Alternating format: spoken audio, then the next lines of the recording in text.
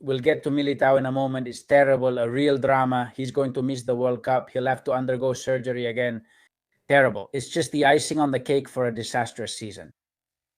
But first, something that drove me crazy. And he's a referee analyst. We already suspected it because this guy has quite a track record. But to go this far, to manipulate an image with AI just to be right or to want to be right, to try to create that impression among the public that no, in the end, the one doing the robbing was Real Madrid and not the other way around. It's incredible. Look at this image. Here, Pavel Fernandez, a referee analyst on Spanish public television that is earning a public salary, uses an AI-generated image. Hey, even if he didn't do it himself and was tricked, that doesn't exempt him from the responsibility he now has to face. Showing us, as I said, this image where, of course, it looks like the ball actually hits him on the hand, on the arm, below the shoulder. Brahim. And the thing is, this has, forget for a moment that it's AI generated, which it is, and now we're going to show you why. The fact of showing this image in this way, using a specific frame, is already an attempt to deceive. Because that ball could easily be coming from another area that's not the arm.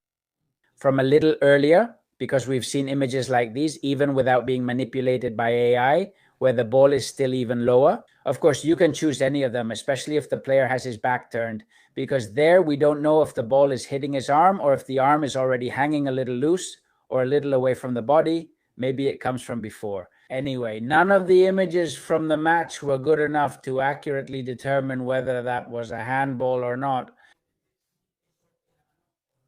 That's to start with. That's why some wise guy manipulated it with AI and said, this is the right one. My friend. And then this guy shows up, Pavel Fernandez, I insist, a referee analyst on Spanish public television, earning a public salary. And he says, Brahim controls the ball inside the box with his biceps. Of course, he trusts this. If the images aren't clear because they're shot from far away, it's hard to tell what he's controlling it with. We wondered if it was the shoulder below the armpit, but definitely not the biceps. Plus, the referee was right there. He claims Brahim controlled it with his bicep, relying on this image. He says the TV footage wasn't clear, but this image removes all doubt. It's a penalty. This guy, after this, should already be suspended from his job and stripped of his responsibilities because he does have them.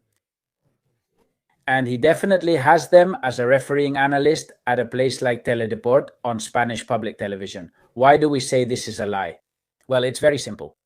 Because Brahim, look, the cleats he's wearing here, okay? Some Nikes. Here they show you some Nikes.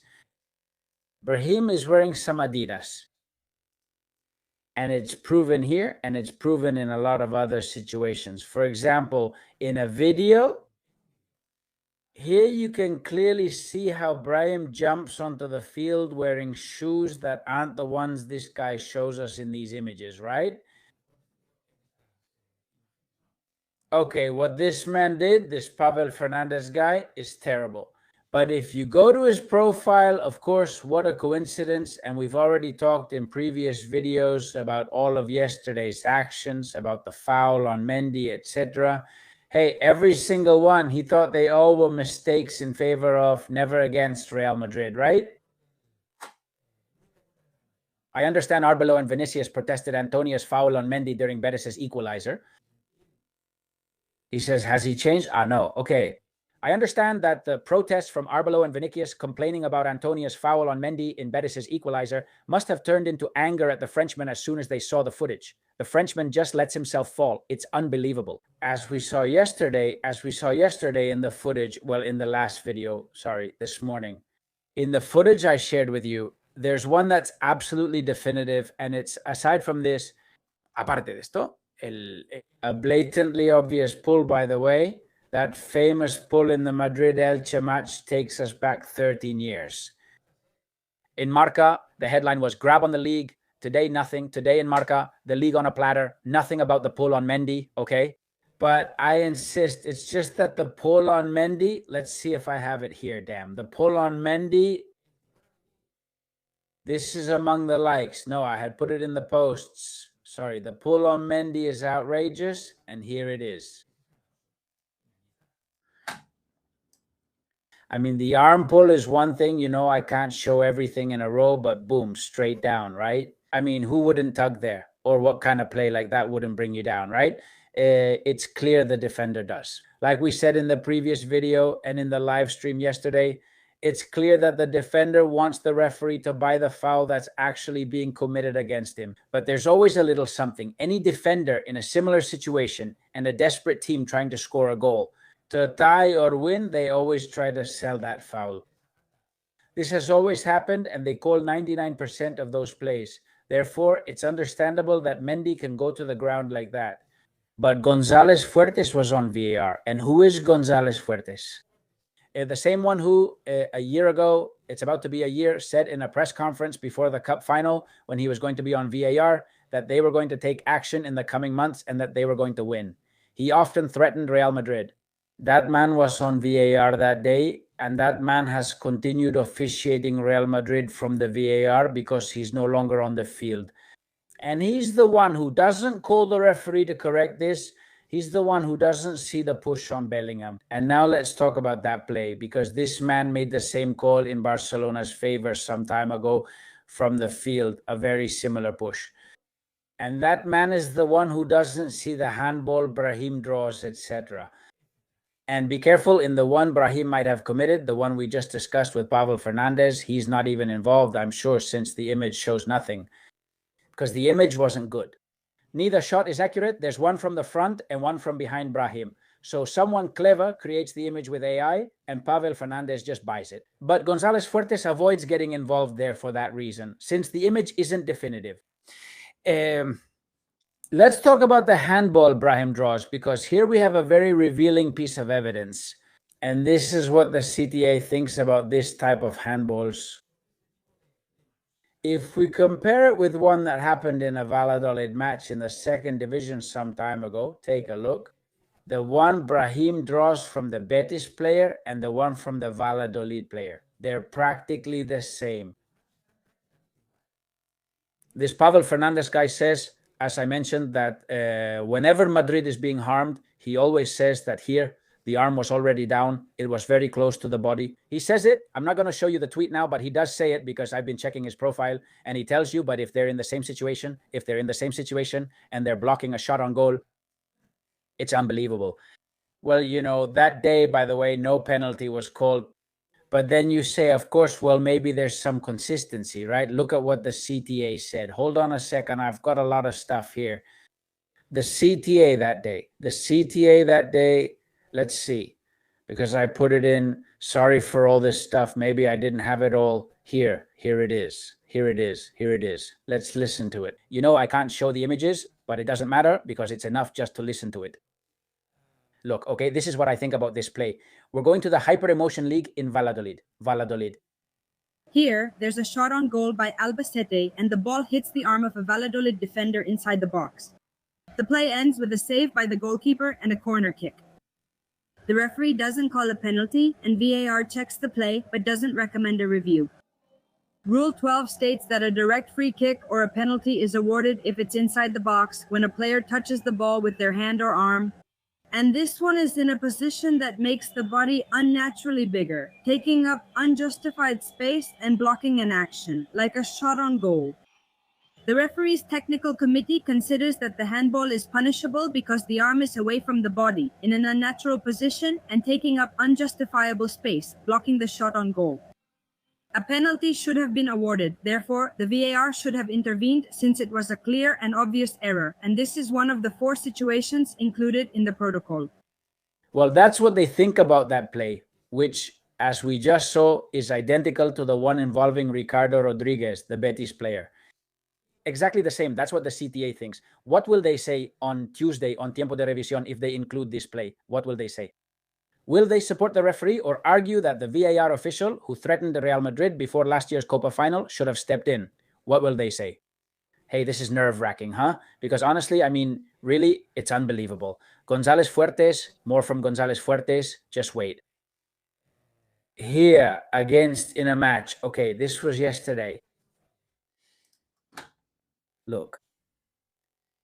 Here, Amrabat, well, Already in the play of the match or in real time, you could see that something had happened and that there could have been a push. Amrabat ignores the ball and pushes Bellingham right when the Real Madrid player is starting his jump and is more vulnerable. Well, any push there when you're starting a jump or already jumping will throw you off balance, any one of them, even the strongest guy in the world, you know? The person pushing from behind always has the advantage, right? If this were the law of the jungle. But in soccer, there are rules and you're not allowed to do this. Well, anyway, he pushes him because he clearly stretches out his arms and pushes him. Hold on, there's an even better one. Here. Well, neither Sotogrado down on the field nor González Fuertes up in the booth thought this was a penalty. Let's see what González Fuertes thought at the time. I don't know if it was in this one. No. Let's see what González Fuertes thought at the time about this play, about this same play in a Barca match. Here it is. Barcelona Las Palmas or Las Palmas Barcelona. 2 or 3 seasons ago with Gundogan, who was about to finish minute 90 already in stoppage time, added time. A Las Palmas player did the exact same thing to Gundogan. I've always said this was a penalty, you know? The Las Palmas player was really clumsy since I don't think Gundogan would have made it. He did exactly the same thing. A push. Who was the referee? Do you see? There it is. There it is. González Fuertes. I think it was a penalty. There was no need to even go to the VAR. I think it was a penalty. It's just all so wild, man. It's really wild. Madrid was really bad. We played terribly. We don't deserve this league because, well, if we didn't screw up against Betis yesterday, we were going to do it against Espanyol next time, whatever you guys want. But, man, they've made an effort because they really did come out of the situation and took action. Like this guy announced a year before the cup final, and they did it. It's just that in a match like yesterday's where Madrid isn't playing well, Betis, you let Betis take 19 shots and all that. It's true that you're lacking accuracy because you don't put your chances away when you need to. In a million plays, but even so, there are 2 or 3 or 4 plays where they kill you. It's impossible to play like that. It's absolutely impossible. But anyway, now we're going from something that gets on our nerves to something that's going to make us really angry too. How could it be any other way? And it's about Militao. We just found out about Militao. And Militao has, according to Miguelito here, and I trust the information because others have already confirmed it. Wait, where are you, man? Here, Eder Militao is going to have to undergo surgery for his new injury in the hamstrings of his left leg. The scar from the initial injury he suffered in December against Celta reopened, which kept him off the field for 4 months. The scar from the initial injury he suffered in December against Celta has reopened. Unfortunately, he will miss the World Cup. That man must be absolutely devastated. Absolutely devastated. Because ever since he tore his first cruciate ligament, he hasn't been the same. Then he tore the other one in the other leg, then had some minor injuries, and then that big one in December, and now that injury has flared up again. Fabrizio Romano echoes it here. And, well, a lot of people do too, right? That information from Miguelito. Well, he has to go through surgery again, and he'll miss the rest of the season for Real Madrid, but that's the least of it because there isn't much of the season left anyway, but I'm really sad that this man is going to miss the World Cup. It's terrible. And let's see how he comes back in the summer. And let's see if I'm going to say the same thing I said the other day. The Real Madrid medical staff, the physiotherapists, is anyone in charge there? Is there anyone there who actually thinks, because this could just be bad luck. There could be an element of bad luck here. Or maybe the player isn't doing what they're told. But man, it's not just him. It's happened to several others. Topper Rokiski keeps getting injured here. How are they going to get him back? How are they going to handle it? Maybe this time they've done it wisely, gradually, a few minutes at a time. Of course, but the player already has a terrible history of failures in the past. And I don't know if it's just him or the people in charge of Real Madrid's medical staff. I'm leaning toward the latter. Why? Because a lot of things have happened. Because we have the nutritionist issue, because we have the example of the rest of his teammates who keep getting injured. It's not an isolated case. It's the worst of all. Militao's case is terrible. But it makes you think, doesn't it? That's where I stand. There are so many things that need to change at Madrid this summer. It's such an important summer. Sorry, I had left the logo here. Excuse me, I hadn't noticed. This summer is so important for Madrid to make some radical changes. We're supposed to talk later about Florentino's plans because Miguelito is saying he thinks it's going to be Pochettino. And then there's an idea out there about Klopp and Kroos. That will be in the next video. I hope it's the second option. And of course, he has to give the coach authority naturally. Well, Klopp wouldn't come if it wasn't like that. It's not only about changing department procedures, but also about the club's philosophy. Florentino has to swallow his pride regarding what he thinks about coaches, because if it were up to him, coaches would be unnecessary in a football team. Either a lot of things change and not just 3 or 4 signings and so on, or we'll keep going down this path. With a ruined Barca, what has come out of that? Winning leagues, 3 of the last 4. When Madrid is institutionally miles ahead of Barca and the balance of power is completely lopsided. But look, Barca are the ones looking pathetic in Europe. They'll keep doing it, but beating us in Spain, beating us and humiliating us with thrashings, etc. And here we are with Mbappe, with the other guy, with the guy on the bike. We'll talk about that in the next video too, about Mbappe and his moves and things that are just pathetic.